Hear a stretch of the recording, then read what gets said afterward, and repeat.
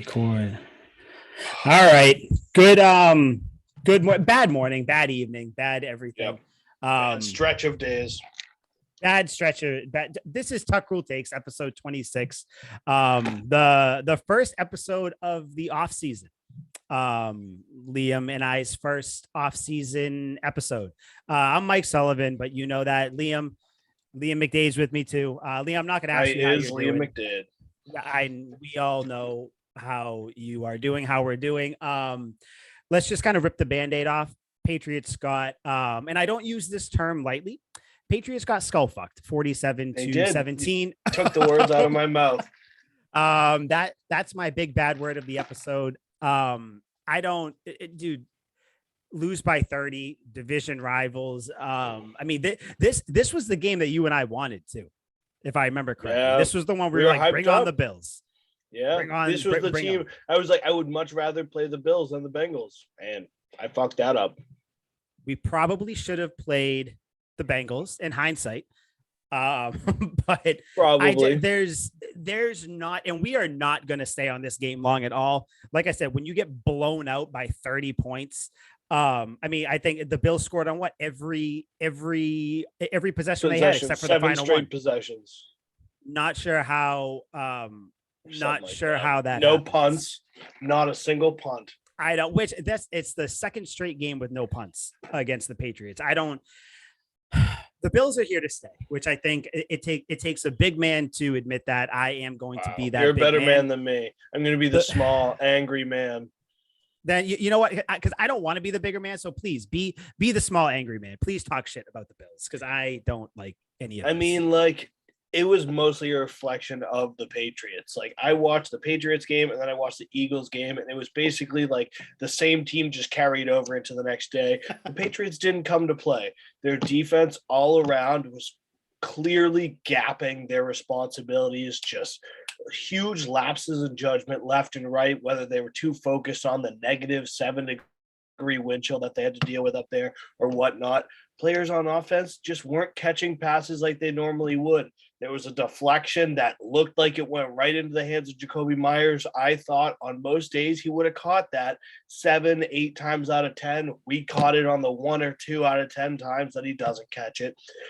Everyone was just off. There was no rhythm. The whole offense looks spry. I don't think it's any compliment to the Bills. The Bills aren't this sick team. They're going to go and get pumped up by old Mahomes boy and the Chiefs. Travis Kelce is going to drag that shaft up and down through that defense for many touchdowns. There is no chance. For many touchdowns. There's no chance Kansas City loses to this team.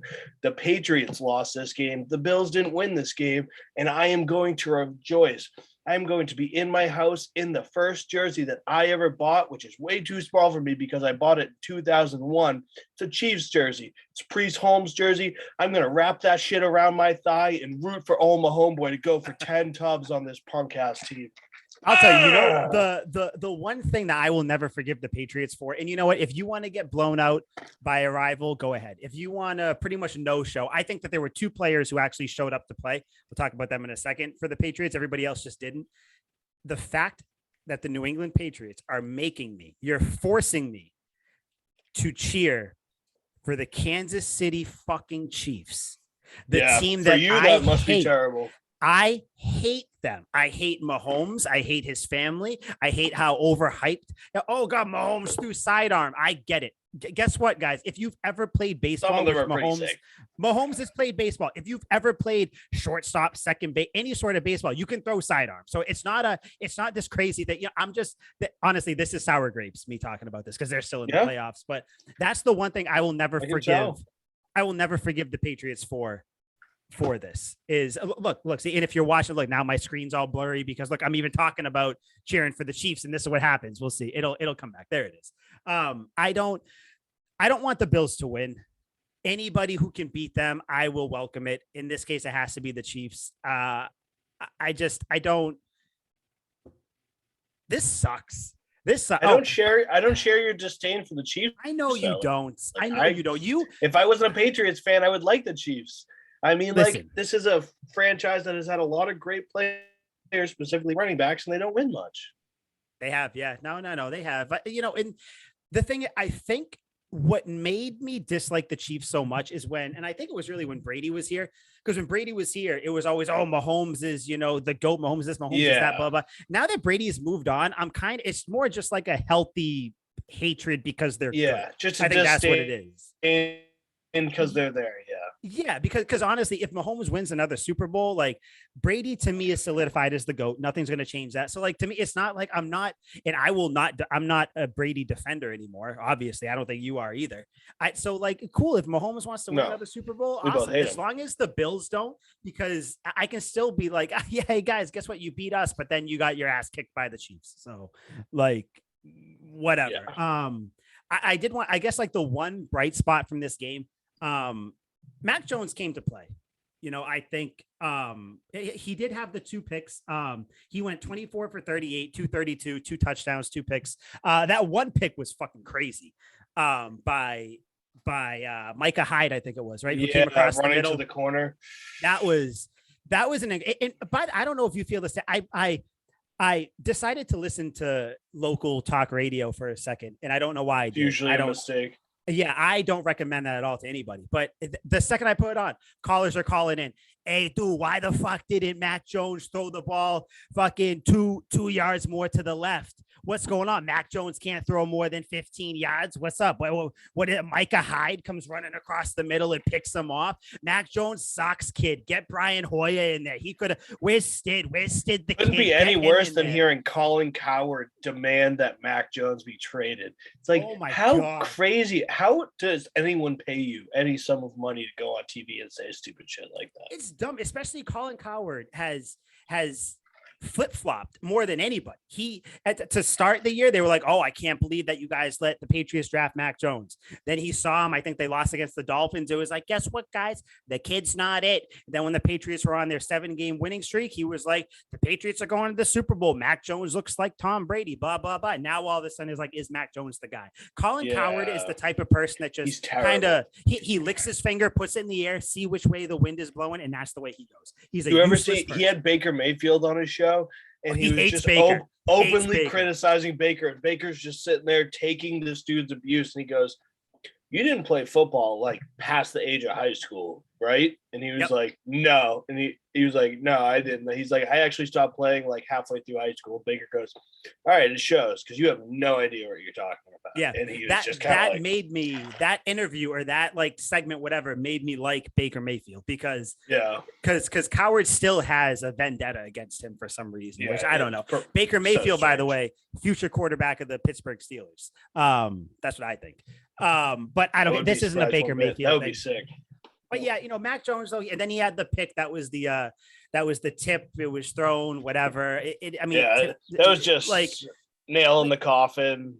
Either way, bad luck turned worse. Yeah, like I think at that point the Patriots were obviously down. They were down the whole game.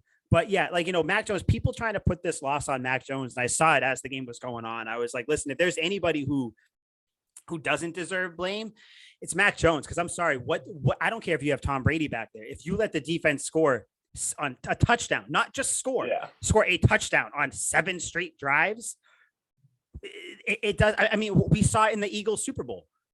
You can't like when Brady that's what I was going to bring up. Yeah, you can't just outscore a team when your team can't stop them. Like I don't know what Mac Jones was supposed to do in that situation. Was one of 3 times that a Bill Belichick-led Patriots team has given up more than 40 points. Obviously, the other one was in the Super Bowl against the Eagles.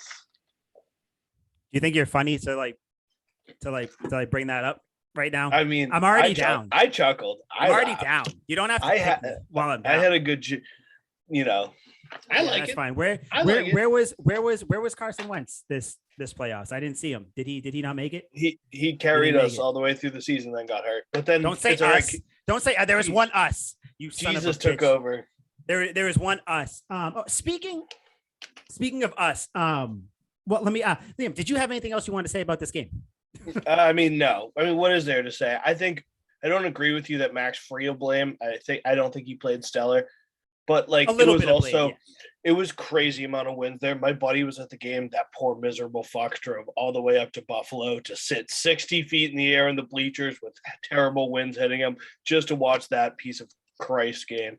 So I don't envy him, but he was, talking about how windy it was and how terrible it was. It's not good passing conditions. I don't blame Mac, but I don't absolve him of all blame.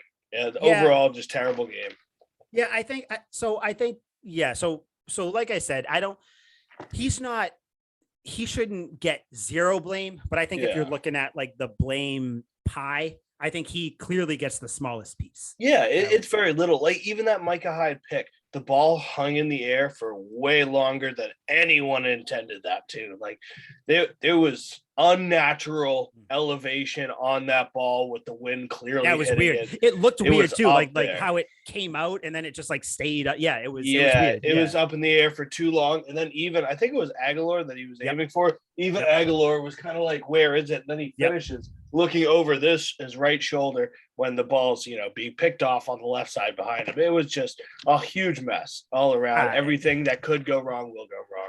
I saw people talking about Aguilar on that play, saying that he should have kind of jumped up and fought for the ball more. But I don't know how when you're running full speed. Yeah, your momentum's taking you forward. Yeah, I don't get. I think people were. If he wants to break a leg, maybe. Yeah, I don't like. He would have had to slam his foot. Like, there's just no way. It just from that point on, because even before that, Mac Jones threw a beautiful ball to a wide open Brandon Bolden. Yeah. Brandon Bolden dropped said ball. Who knows if he catches that? Bad. What happens? But that's still, the thing. Everyone's just playing in a funk. No one was actually. Everyone. If he catches that, it's a different game. That's a 60-yard gain. Yeah. Oh yeah. No one was near him. Well, because at that point, the Patriots were moving the ball at will on the Bills. Granted, I think they went for it. It was like a 3rd and 10. They went for it, all this stuff, but still, of course they went for it, but they got the 3rd and 10. Yeah. It just from that pick on, it was one of those things where it was like, I don't know about that. And once they got down, I don't condone what's going on this field. Yeah. I was like, can we Control Alt Delete, reset this, because this isn't going to go well. But yeah, nobody really, played stellar. Yeah, sure. Mac, showed up, played well. Kendrick Bourne had a great game. 2 touchdowns, 7 for 77. Kendrick Bourne, I think, I know definitely you brought up earlier in our podcasting life when you were like, are you worried about Kendrick Bourne and all that stuff?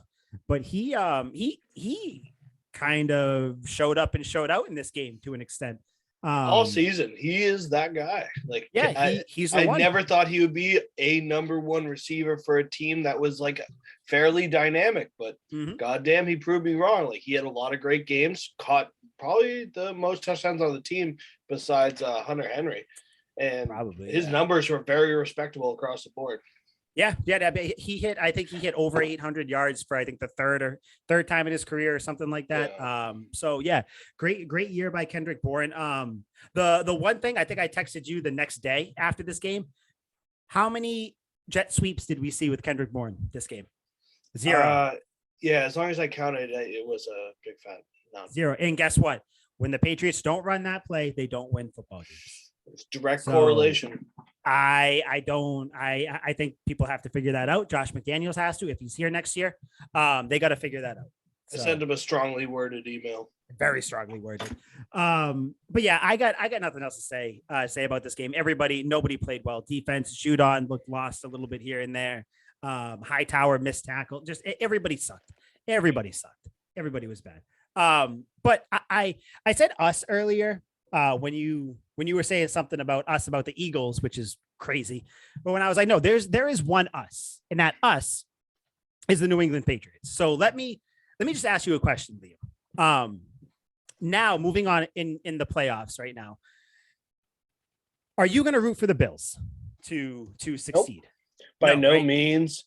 Absolutely not. If I were to, I would hope somebody would take me out back and shoot me. Yeah. Put you out of your misery. So, granted, and I told you I am going to root for the team I dislike the most in this league. Well, second most now, because I don't want the Bills to win. So I hate to say it. It's not ideal. It doesn't roll off the tongue well. Chiefs. I have never subscribed to, I didn't know what to say to that. I wasn't expecting that. I've never subscribed to the, hey, the team that beats you, you should root for them because then at least you lost to the Super Bowl, the Stanley Cup winning team, World Series, the champion. At least you won to the team that won it all. Fuck that. I want the Bills to die next week. I've seen too many Patriots fans. I won't name any or anything like that, but I've seen too many Patriots fans who are all of a sudden they're rooting for the Bills because I don't know, maybe they know Bills fans. They like Josh Allen. They like, Stephon Diggs last year watched the team celebrate on the field when he lost. And he was like, I'm going to go back and I'm going to win it next year, guys. I'm pretty sure that's how he talks. Yeah, that is. I don't understand. And especially when this team is in your division, they are your rival. They're going to be your rival because let's be honest, the Jets are nothing. That's just it. Say the I think you even brought this up. We were texting about it quick. Say the Titans beat us. Yeah. I don't want to root for anybody, but I'm not gonna so vehemently root against the Titans because I still have Vrabel. I like Vrabel. I think Tannehill is a bum, but Derrick Henry, I have nothing against Derrick Henry. Likeable player. AJ Brown, I like him. Julio Jones, I have no issue with Julio Jones. Yeah, he's not great anymore, but no issues with him. Try to make this make sense to me, Liam. Why, as a Patriots fan, would you outwardly, openly, obnoxiously root for the Bills moving forward, the team that just beat you the last 2 times they played you, knocked you out of the playoffs, embarrassed you on national TV, and to top it all off, like we said, they're your rival in your division? Why would you root for them? Make it make sense. Well, you see here, Mike, I think what we have right in front of us is a classic case of the Kevin Durant syndrome. I mean, he was in 2016, Kevin Durant didn't want to be a loser anymore. So he went and joined the winning team and ruined a whole sport for people. And I think that's kind of like what we're seeing here. A lot of Patriots fans are like, oh, they're listening to a little too much Colin Cowherd, Mike. They're listening to too much Cowherd. And instead, they are hopping on other bandwagons. So I really think that's the.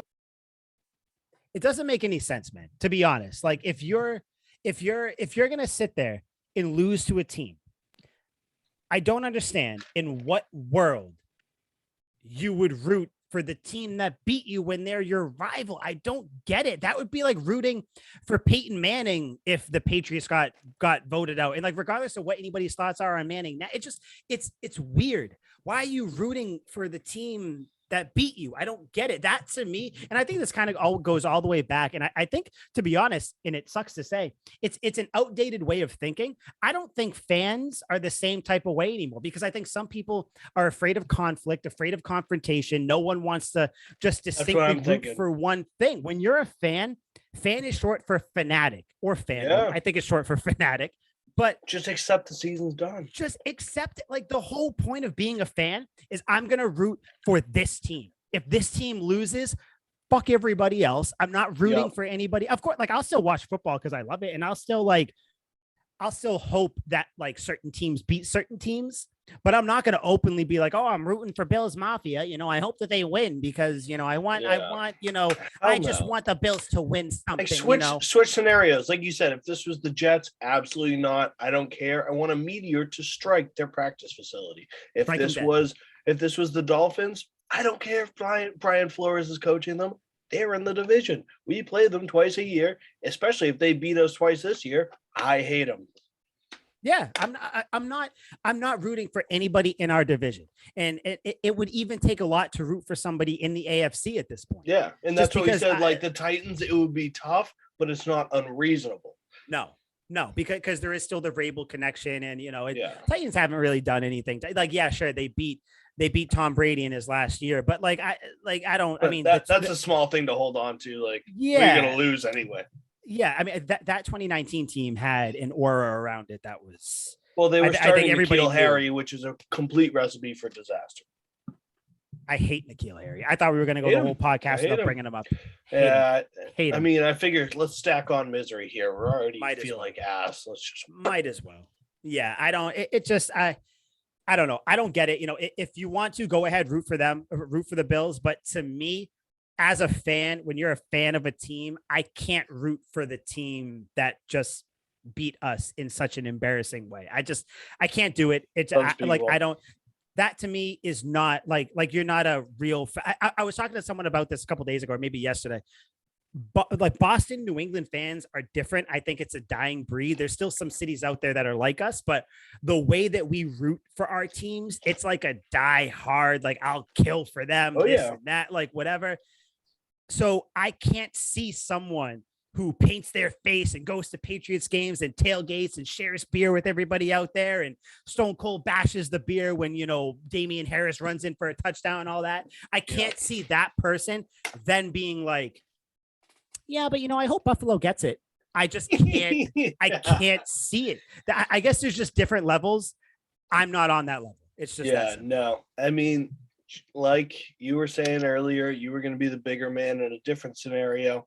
We're both being the small, petty men here. In fact, it's not even so much that we're being petty. It's more or less we're being loyal to a franchise. But like, that's just, we're saying that those fans, those aren't the type of fans we are. We can't relate. We have no correlation. Where we hear these headlines from people like Colin Cowherd and these other jackasses, and we laugh at them and we look forward to next year.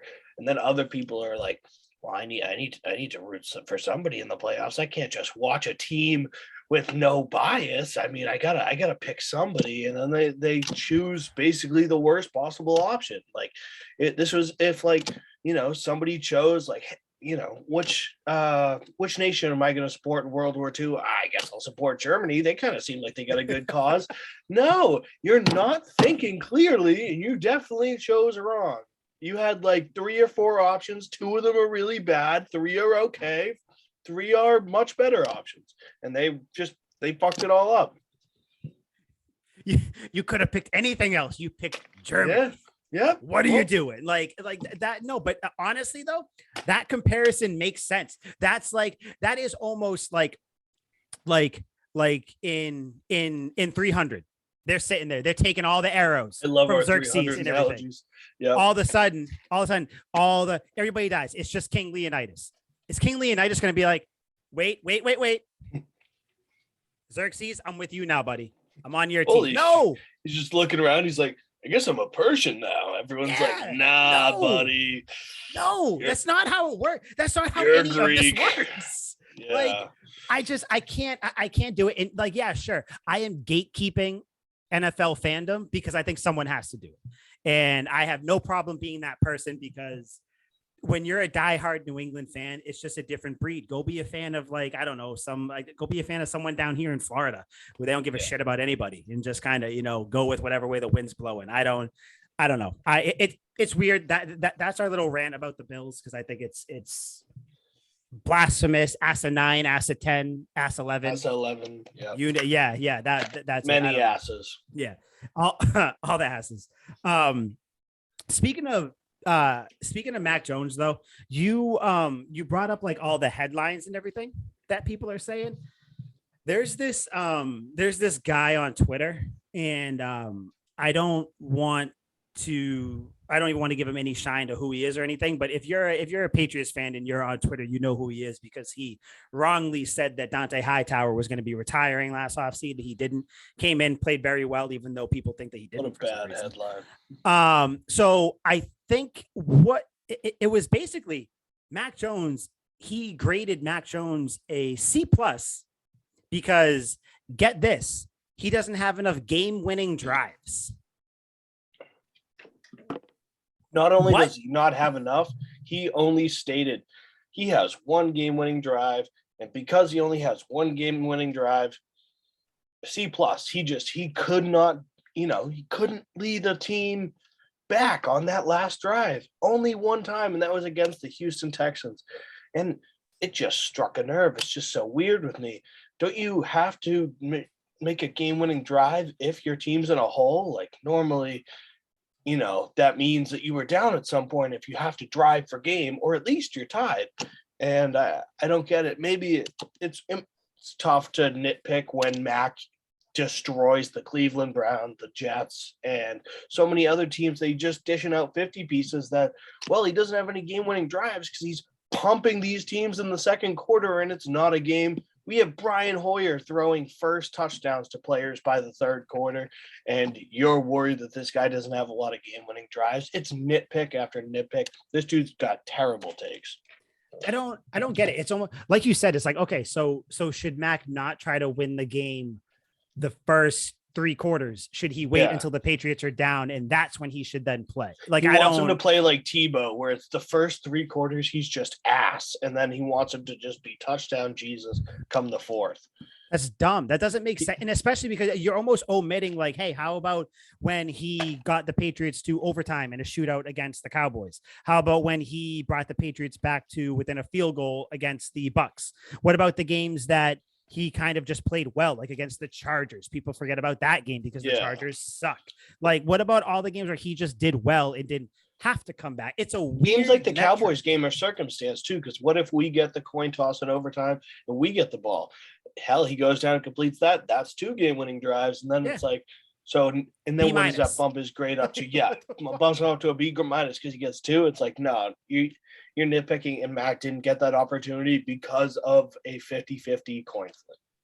Yeah, it doesn't, like, the only, I'm sorry, like, you can do whatever grade you want. Like, the only thought or only correct opinion coming out of this season with Mac Jones is, yeah, I think he's the guy.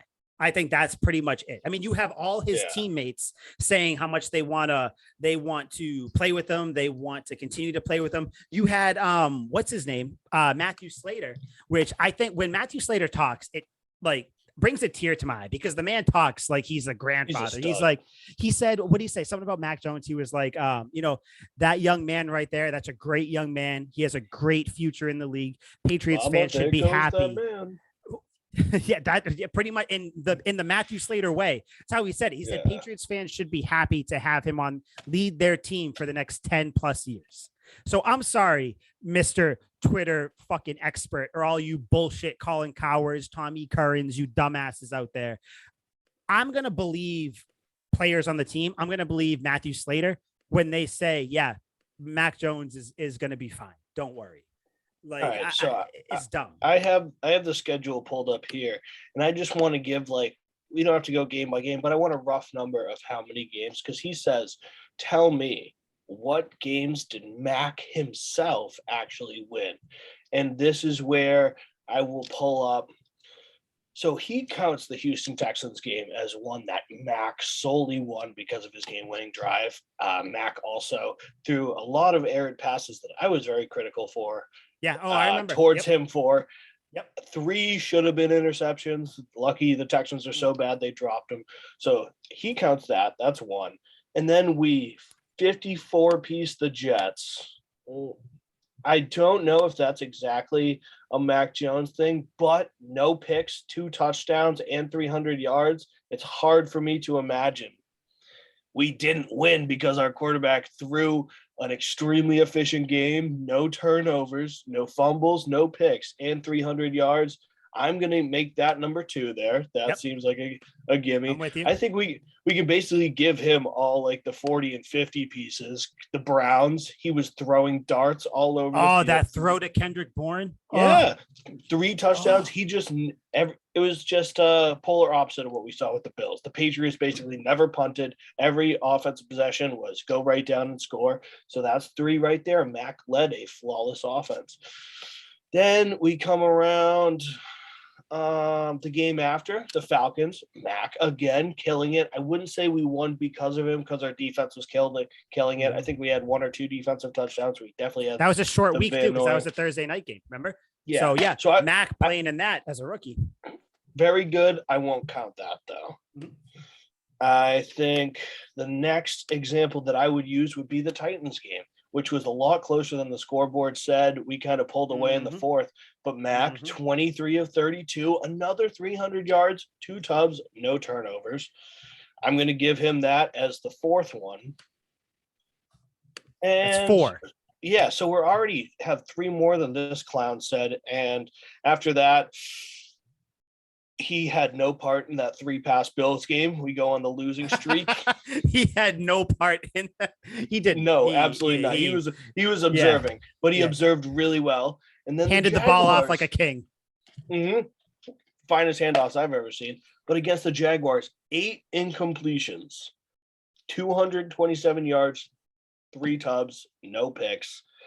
Absolutely killing it. Another 50 piece on the board. So I'd say that's 5 because of Mac. And then obviously, the season kind of goes downhill from there. But that's at least 5 that I would say are directly because our quarterback was capable enough to run the offense, not turn the ball over. Mm-hmm. Hell, yes, our defense is sick. Yes, our defense stopped them from scoring, which was a huge part of these blowouts.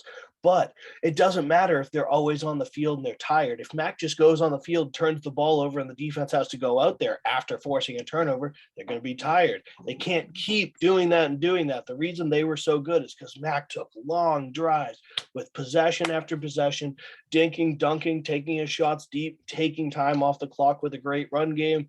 I think a majority of these wins are because of Mac, and at least those 5 are definitely because of him. So this dude, Big Mac Babs, is a idiot. So in case anybody we're talking about Spike King, that's his thing. That's his like go-to that he jackwagon claims to have these like insider things, but yet that same video that we're talking about, you had actual Patriots reporters going in there, and they brought up the games that the games I brought up too, the Cowboys one, the Bucks one. They brought up the game, the Tennessee Titans game too. It's like if you're gonna judge a rookie quarterback off game-winning drives, you need to rethink the entire way that you judge quarterbacks, because I don't get I don't understand. Like it's a dumb metric to try to try to gauge someone. It doesn't make any sense, because in that case, like, you would need the team, like you said, you would need the team to be behind in games, and you would need him to come back, but he's also a rookie. So how is he as a rookie gonna come back in these games? Like people seem to forget that he's a rookie. Like, you have this fucking idiot Spike King grading him like he's a 3, 4, 5 year vet, like he's Mahomes, like he's Allen or something. You're a rookie. Rookies shouldn't have a shit ton of comeback games. Like, that's just how it is. Rookies normally aren't good enough to do that anyway. So to grade someone by that metric, you're an idiot. Like, I would love to have him on the show, which like, I'm gonna start reaching out to these idiots and trying to bring him on, because like, you should bring him on and berate him. I'll try. And again, like, we'll be very civil, but honestly, like I said, we are fans. We are fanatics. If you say some dumb shit, I'm going to call you out on it. That's a dumb way to grade a quarterback. We respectfully disagree, and we would love to talk to him. Yeah, we respectfully disagree, and we will have a disrespectful argument about it. It's that simple. If you can't handle that, go root for the Bills, because that's where all the Patriots fans that can't handle it go. Can't take the heat. Get out of the kitchen. That was a shot, but whatever. Go to the zoo. Go to the zoo with the Bills fans. Zoo boy. Join the Lions. You little dummy. Have your parents take you to the zoo. You know why Bills fans go to the zoo? Because they suck. I was hoping that I would start that and think of something, some sort of joke to say. It just came out that they suck. I don't like Bills fans. I don't like Bills fans. Speaking of Bill, you hear the rumor? Bill Belichick gone. No longer the coach of the New England Patriots. Crazy. Wild. People are pushing him off into retirement already. I guess Bill's hanging it up. It totally makes sense. We had a very promising first year with a first-year quarterback, and where our stock is rising preposterously. And this is a good time to bow out. It's like Elon Musk, he doesn't stick with any of his stocks. He basically sells when they're rising. They're halfway up the charts. He's like, this is a good time to bail. So it makes sense. It makes sense, Bill. Get out while the getting's good. Totally. I see where all these headlines are coming from. It doesn't make sense. Why? It's almost, I feel like from now on, every year, the Patriots don't like make it to the AFC Championship game or win the Super Bowl. It's going to be, is this Bill Belichick's last year? Is this, is even Bill when they walk do away? After the last Rams Super Bowl, I heard plenty of, is this like Bill and Brady's time to walk into the sunset? It's like, Can you guys just wait for him to announce it? God, people forget who you're talking about because people always love to say how much like Tom Brady loves football, just lives and breathes football. Let me explain to you who Bill Belichick is. His dad, all about football. Bill Belichick growing up, all about football. He was with the Browns. He was with the Giants. He was with the with Bill Parcells, who, by the way, loves football too. Bill Belichick loves football. He is not going to go. There's no reason for him to go away because no matter what anybody says, he's still better than everybody out there when it comes to coaching. Just strictly not even coaching. Close. You know, if you're talking about drafting wide receivers, yeah, sure. Maybe the Seahawks are better, a bunch of other teams, but there is zero reason for Bill Belichick to leave right now. He has a rookie quarterback that he loves. Apparently, I mean, he said he's the most impressive rookie he's had, or something like that. You know, he just made all these signings. Like it has to be. Like he's gonna stay, and they even asked him too. They were like, Bill, you know, what do you think about coming back for 2022? He's like, typical like Bill Belichick way too. He was like, yeah, no, I think that would be accurate. Like not even like he's always gonna answer. It's like the Patrick Star meme. That makes sense to me. Yeah, it's like that makes sense. Like the one thing and the I wanted to bring it up about the Bills game. It had nothing to do with the Bills game, but remember the girl or the woman, the reporter that kept asking Bill Belichick about his New Year's resolution? Yeah, I'm pretty sure it was her that tweeted it out, or maybe it was someone else. They were like, they're like, hey, I wonder if Bill Belichick has enough time to tell me what his New Year resolution is now. It was the funniest thing ever. It was the one, like, because the tweet came out as we were getting shellacked by the Bills. And it was the one like glimmer of happiness I had. And I was like, that is an awesome tweet. Awesome tweet. Like, okay. Hey, Bill, quick question. I think you have time now. Any more thought on the New Year's resolution? Just since the last time I asked you, 3 weeks ago, have you been staying up late at night, just unable to sleep, pondering over your New Year's resolutions? Because I know I haven't slept waiting for yours. I'm just so curious. Please, Bill, eagerly awaiting. Yeah, eagerly awaiting what it could be. But yeah, I think Bill might kill her. he would do the thing where he like stares at her for like a good 7 awkward seconds, and then just says, "No, I haven't yet," or like some stupid answer. But like, yeah, like the staring, it would get to the point where people are like, "Is he? Like, should we leave?" Like, I don't. If it was a Zoom call, they would think his like things glitching frozen out. They're like, "Is he good?" Yeah, but I thought that was a funny thing. But yeah, guys, stop asking Bill Belichick if he's retiring. Okay, and definitely don't ask about his New Year's resolutions. Both are touchy subjects that he doesn't want to talk. Don't ask or ask, because now I want to know. I want her to show up every New Year's and be like, "Hey, Bill, me again." You know what I'm gonna say. Follow up to last year's question. 2023, big year. What are you thinking? What is because you kept the 22 ones on the back burner, and I'm sure they were great. I'm sure you accomplished them. I need to know what this year's is. Please, Bill. Lay it on me. Sneaky boy. You kept those from me last year. I might get them from you this year, Bill. You always play this cat and mouse game with me, Bill. You always got me. You scamp. You escaped me last year. Hey, Bill, me again. Let's play a cat and mouse game again. You gonna give me a resolution this year, 2024? Nah, all right, I'll be back. I might get it from you 1 year. 1 year. One of these years I'm gonna get you. I didn't think this is gonna be that funny. But yeah, so I hope whatever his New Year's resolutions were, that he does them, succeeds with them, and all that fun stuff.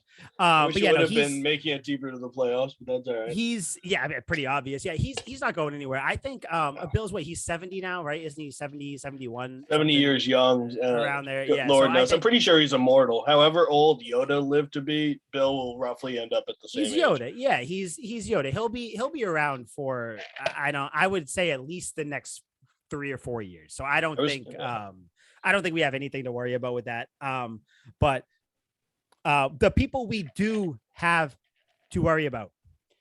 Free agency started. Patriots actually the silver lining. They have like a few week head start on their opposition for the offseason. So, I mean, maybe, again, Bill's playing chess. Everybody's playing checkers. Maybe he lost on purpose. Maybe. There are a fair amount of Patriots players who are due to be free agents, restricted free agents, all that fun stuff. Liam, I would like to kind of go through this little list. I don't know if you know all of them. I know you probably know some of them. Yeah. I'm going to skip over some, like Troy Fumagalli. Not sure who, I know he was placed on IR, I guess. So yeah, I'm not, he's not going to come back. Well, we have Devon Mccourty, so we don't have to worry about him at all. So the secret weapon, Devon Mccourty, who I think, if you were going to give Josh McDaniels one criticism this year, sir, how could you not use Devon, the Immortal, which is what he's called, Devon, the Immortal, Asiasi? How do you not use him, sir? I don't understand. I don't get care it. If we signed the two best tight ends of free agency, two best tight ends of the league. If we traded everything for Travis Kelce and George Kittle, we have Devon Asiasi. Devon Asiasi, DA. That's what they call him. DA. That's the word on the street. Speaking of Josh McDaniels, kind of the big thing. Do you think there's a possibility, or do you think that the Patriots should move on from Josh McDaniels as the offensive coordinator? I don't think either are a possibility. I don't think we move on from him. I don't think he leaves. I don't think anyone wants to give him another opportunity after he up and dipped from the Colts. Like last second, he left the Colts at the altar type deal. And I don't think any other team wants to risk that. I think there are many other coaches that are on the prowl to leave New England. Gerard Mayo for sure. Gerard Mayo, for the Raiders. An interview with the Raiders, So if I know anything about Gerard Mayo, I'm sure he would have a killer time in Vegas, and that team would probably do great under him. He certainly deserves a head coaching job. One of the finest, most underrated linebackers I've seen in my lifetime. Loved him. Yeah, he's a stud. I think he's gone. I think he deserves a head coaching job. I would hate to see him go. As much as it's, doesn't exactly benefit him not being a head coach, I would love to see him stay. He does deserve to get the bag. So, since we're talking about the coaches, let's go. Yeah. So Gerard Mayo, I think if he goes, he will probably go to the Raiders. The Raiders just let go of Mike Mayock too, their GM or whatever his title was. So I hope he's not going to be back on draft analysis. That dude's he will be. He will be. If Mayo goes there though, I think it's a good spot for him, or the best out of any, because you're kind of starting anew. You're going to be a new coach, new whole coaching staff, ownership, all that fun stuff. Good for him if he goes there. I think that just means Steve Belichick is going to take more of the reins on defense, which some people like getting upset with him, like about this whole game plan there against the Bills. I think the thing the Patriots were missing, they're missing speed on defense. That's all it is. You can't coach speed. Like you just can't. So I think that's going to be something the Patriots get into this offseason. But we'll get into that in a couple different episodes.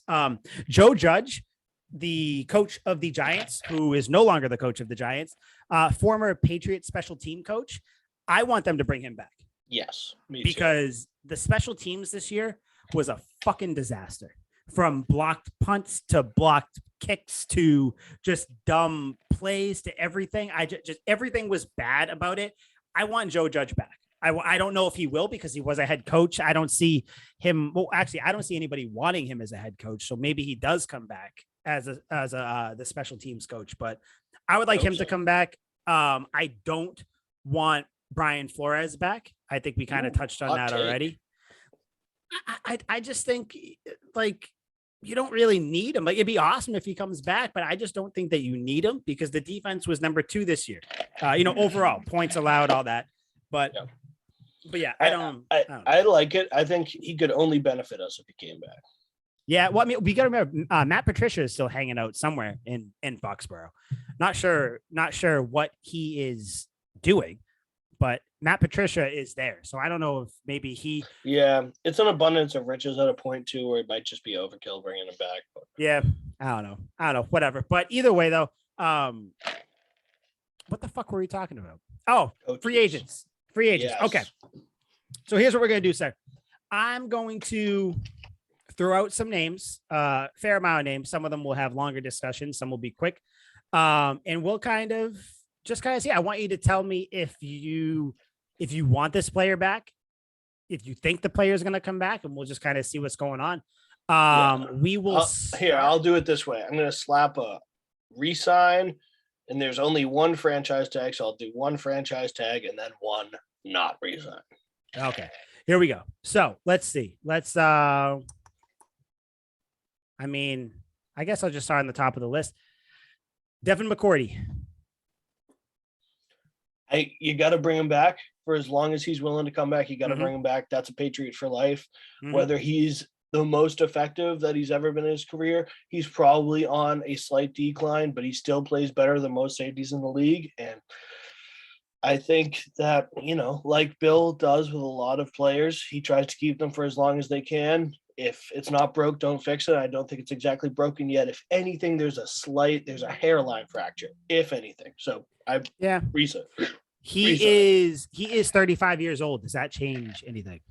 No, because I knew he's old, and that's the thing. Pat Young played really late into his career. Pat Young played late too. Yeah. I forget. He was 30 something. Yeah. They held on to him for a while, and it's hard to find a good safety to run this extremely complicated Patriots defense.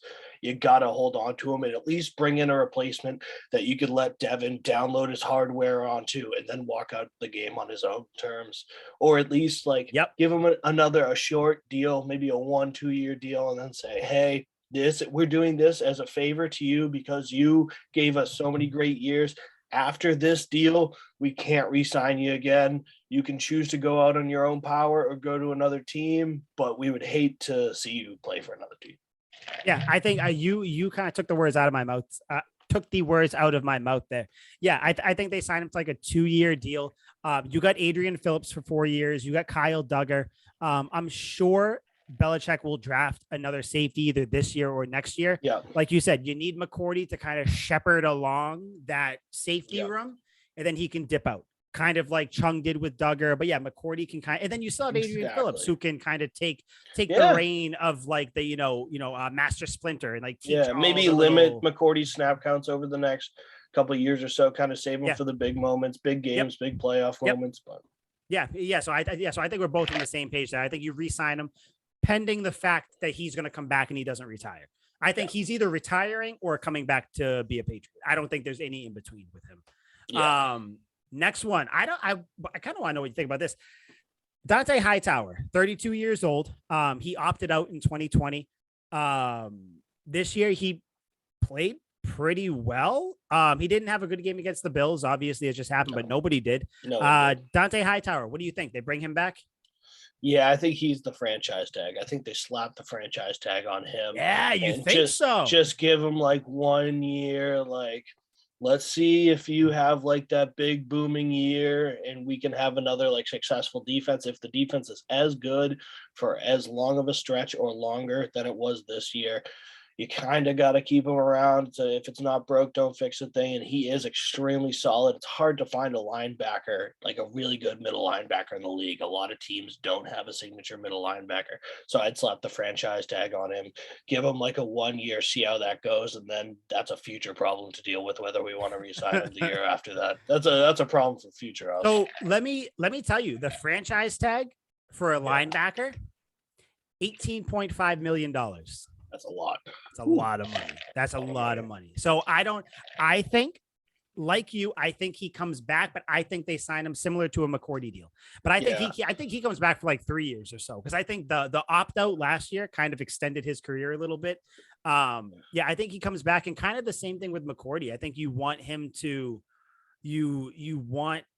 kind of shepherd in that new group of linebackers, your Uches, your Bentleys, who Bentley actually is on this list too, but you kind of just a bunch of different people. You want him to kind of teach them, get it, and then leave.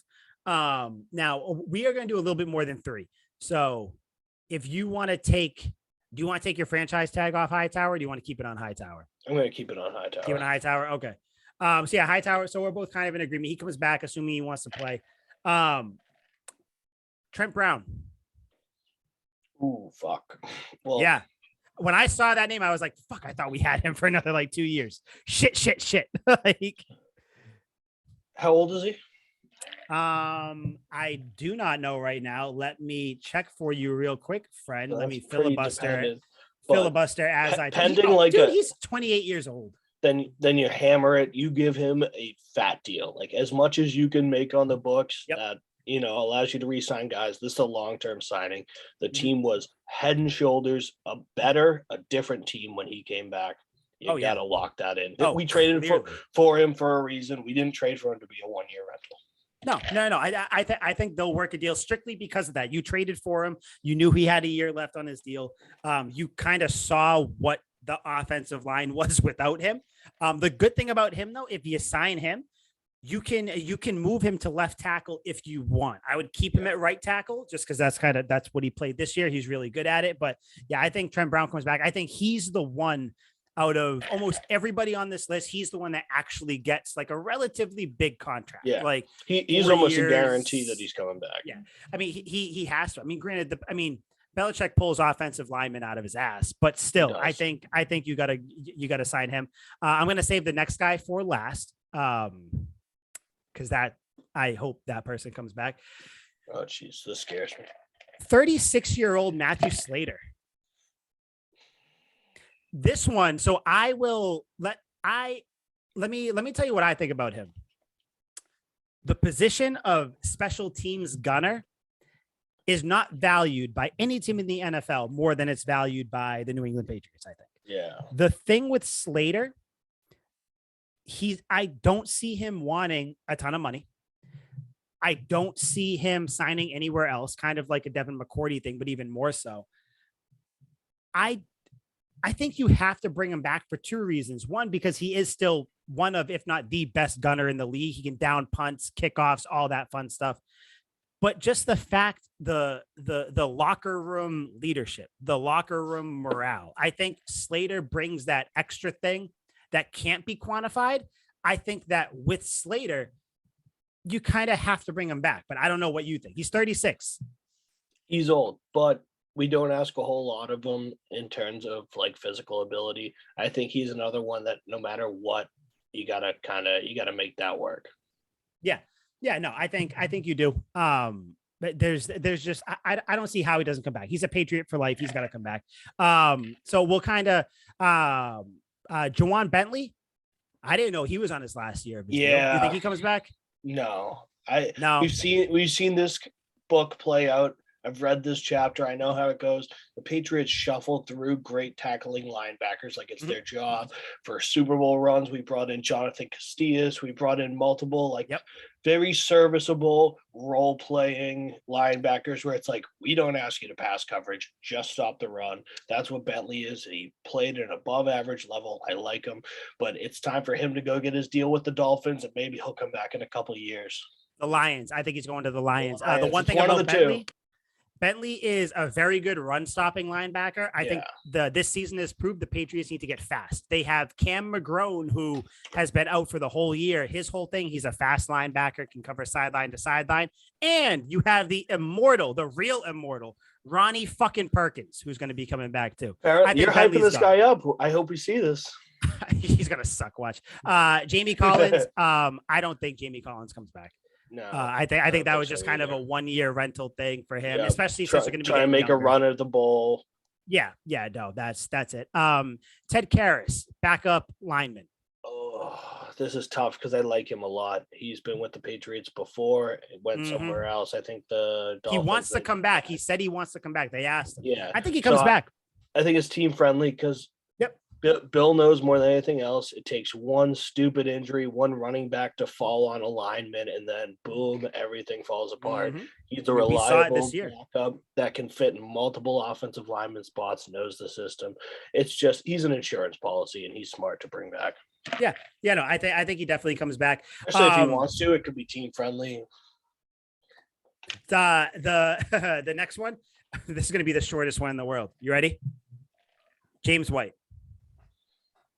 I mean, give him the bag, sign him whatever he wants. Max, super max. Forever deal. Forever deal. Yep. A parking spot out front. I want to give him a Mahomes type deal, like 10, 20 years. I don't care how old he is. He could be 35 right now. We could sign him till he's 50. I need James White back. Parking spot out front, name on the parking spot, sweet feet spot, like anything he wants, he gets. I think James White gets a deal similar to Tim Wakefield from the Red Sox. He got every deal he had. There was an option for him to come back the next year. I think James White comes back. You need him. Excellent. Best, one of the best pass catching running backs, blitz pickup, all that fun stuff. Speaking of running backs, Brandon Bolden, 32 years old. I mean, I would say no, but he's been with the Patriots for so long, and it's like, why would anything change now? He did have an extended role. He had a great year. Maybe another team's going to throw him a hefty bag, and he's going to have to go for the money. But just, if you want to know where the future's going, you look at the past. This dude has been hanging around. Yep. He's the Brian Hoyer of running backs. He's got a lifetime contract with the Patriots. If he'd be willing to take a pay cut, or if he does get a big deal elsewhere, he'll be back. Yeah, I think so. Speaking of which, Brian Hoyer, you think he's coming back? Again, lifetime contract. Quick little deal, right? They could give him like $70 and he'd be playing for the Patriots. And he'd come back. Yeah. All right. Now we're gonna. I got 4 more. They're pretty quick. Gunner. You think Gunner comes back? Gunner Olszewski? Yeah. He was a Pro Bowler, right? I think he was a Pro Bowler last year. Okay, so this year I know he had, was it the most kick return yards or something like that? He had like the second most kick, third most punt, or something like that. He was very good. Sort. He is a very capable special teams guy. He's kind of the next Slater in a sense, so I think they get him back in some sort. Hopefully. I think he should come back. But I just don't want them to let him go like they did Braxton Berrios. What a loss. Who sucks.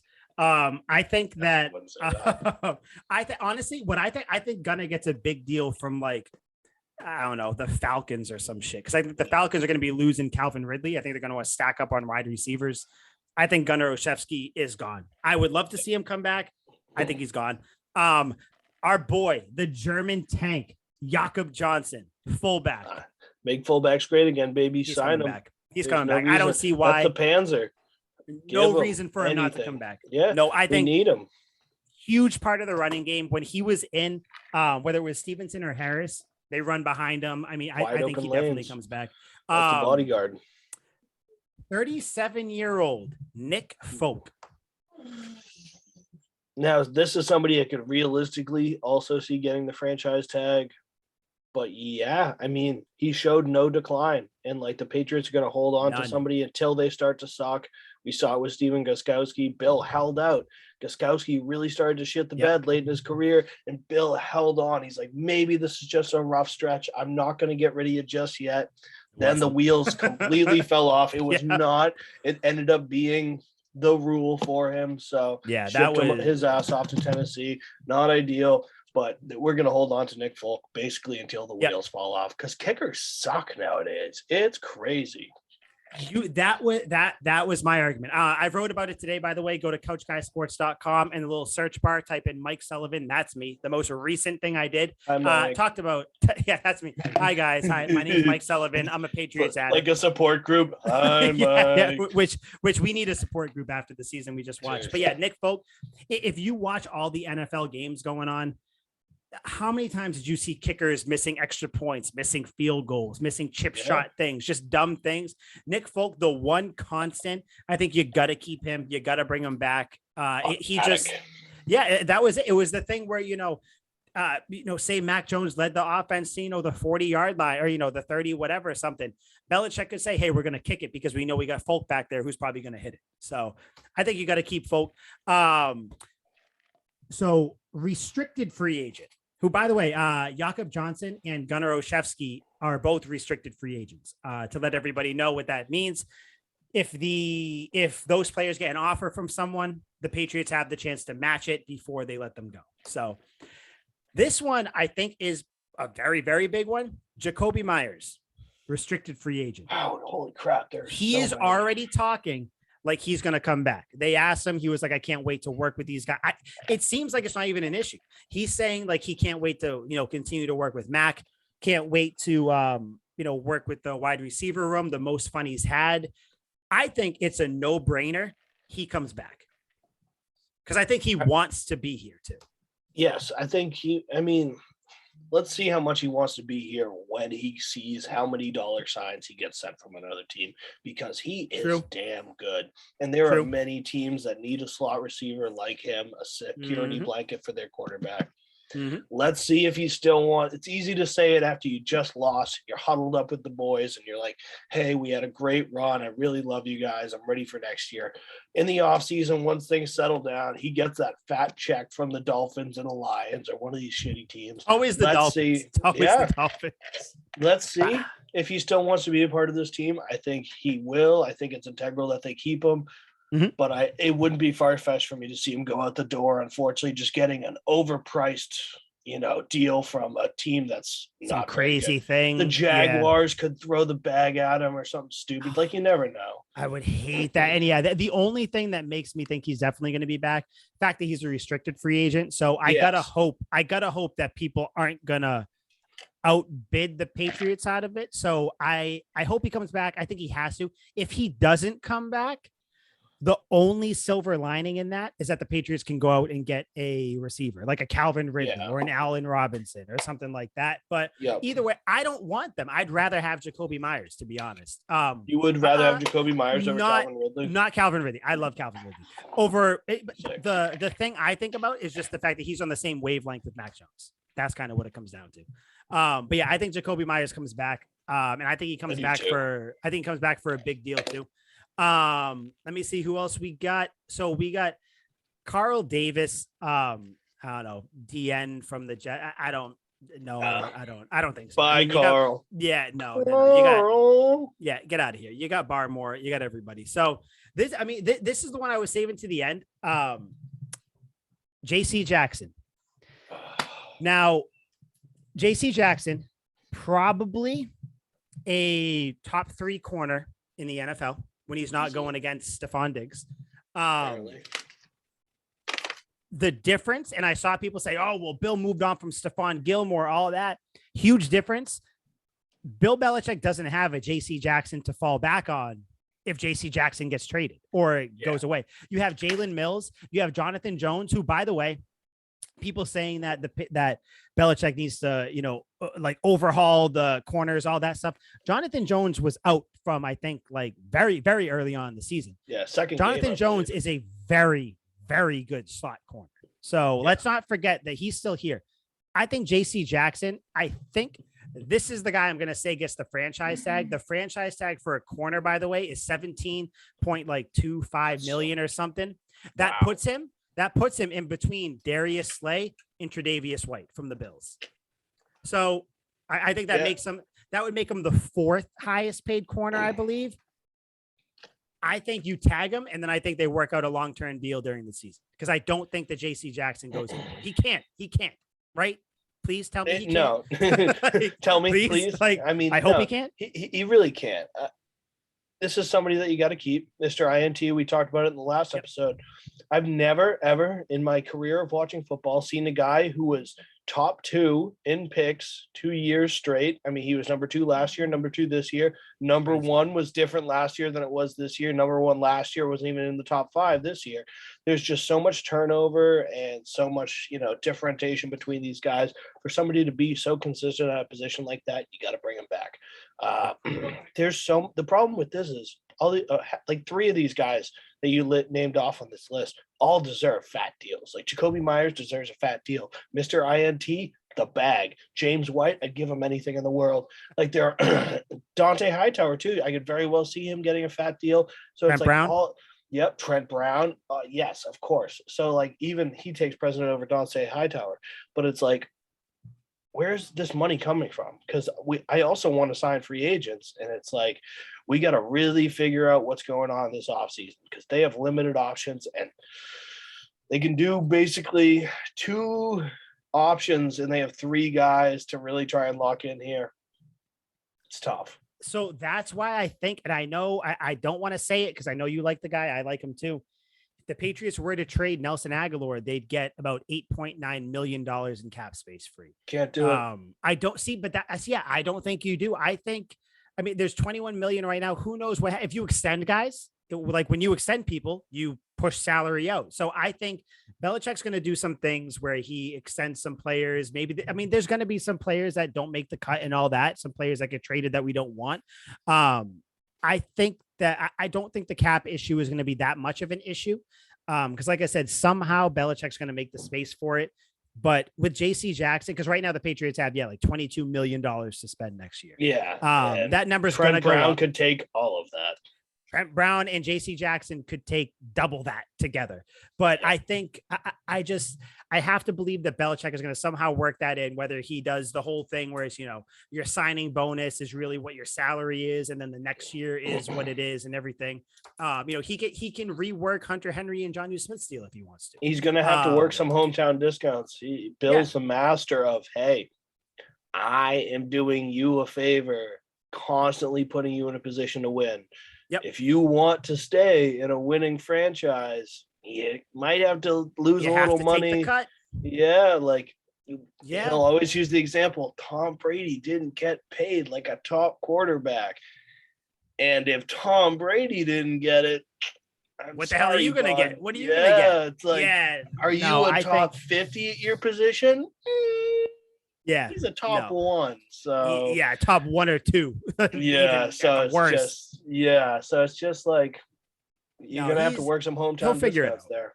He'll figure it out. Like I said, I don't think Jacoby Myers is gonna ask for or get a lot, to be honest, because I don't think teams really recognize how good he is. Trent Brown, we all know how good he is, but Trent Brown wants to be here. This is the second time he's come back. A lot of these guys want to stay. Oh, Kyle Van Noy wants to say you can rework his contract, extend that a little bit. You can extend David Andrews' contract if you want, give him more years, push the money out. There's plenty of players where you can make money, make sense. So I think if I had to pick the top three players, they have to sign JC Jackson, Trent Brown, Jacoby Myers. If I have to say, those are the three I think that you have to sign. If I were to guess, I mean, everybody else, I want them to sign, but those are the guys that I think they need. So those are priority.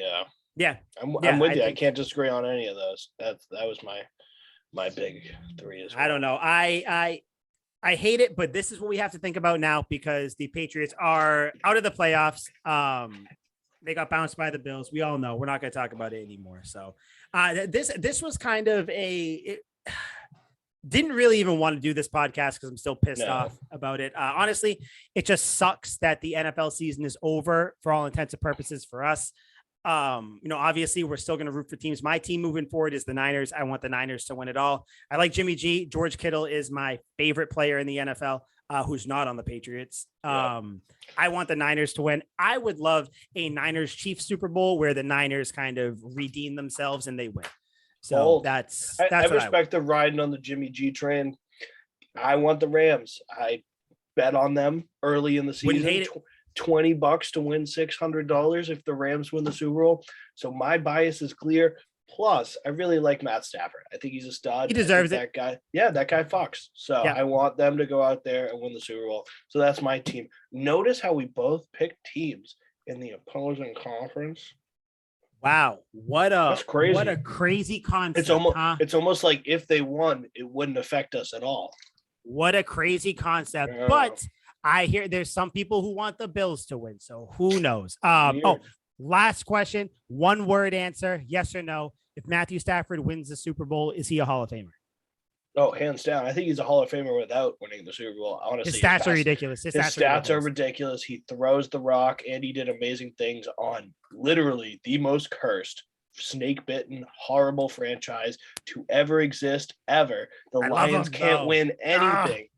The Lions can't win anything, and they certainly can't win the hearts of weirdos that go see him at the zoo. They just are so bad. Lions. So for Matt Stafford to do anything on that team, he's a Hall of Famer to me. And now that he's on the Rams this first season, he was putting up similar numbers to Tom Brady with, I think he only had 3 or 4 more turnovers than Brady, which really isn't so bad. Good for Stafford.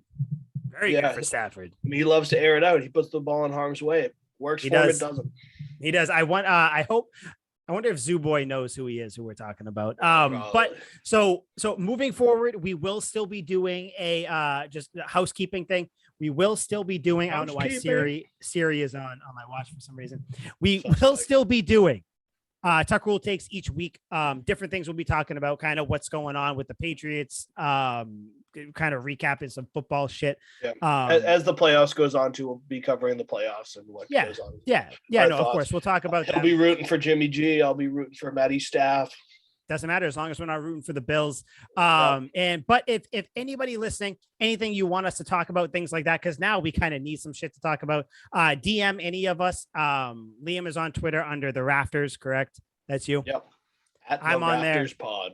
At the Rafters Pod. I'm under there, mselly5433, or just go to Tuck Rule Takes, kind of DM us, whatever, add us, send things to us to talk about. But don't worry, we'll still have a ton of shit to talk about because we love the Patriots, because we are Patriots fans. We are not Bills fans. I don't know how much more I have to drill that in your head. But I'm good. You got anything else to go with, Liam? Not that it made me feel a little better coming out and talking about this. Like you said, it was therapy. So we thought about doing this yesterday. I was like, I'm going to go to the gym. I'm going to work out for like 3 hours, then maybe bathe with my toaster. I'm glad I didn't. Now I'm here. It felt therapeutic to talk. Assassinate yourself. Yeah, that was the idea. Yeah, well, I think all of Patriots fans, Patriots Nation wanted to do that, but fear not, guys, because guess what? You have Mac Jones to lead you for the next 10 years. Do not let his one game winning drive deter you. Don't let that C+ deter you from him either.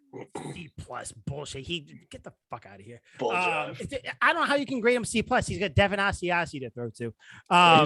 So for Liam McDade, Mike Sullivan, this was Tuck Rule Takes episode 26. Thank you, Couch Guys Sports, for letting us talk our shit. Sony Michelle episode.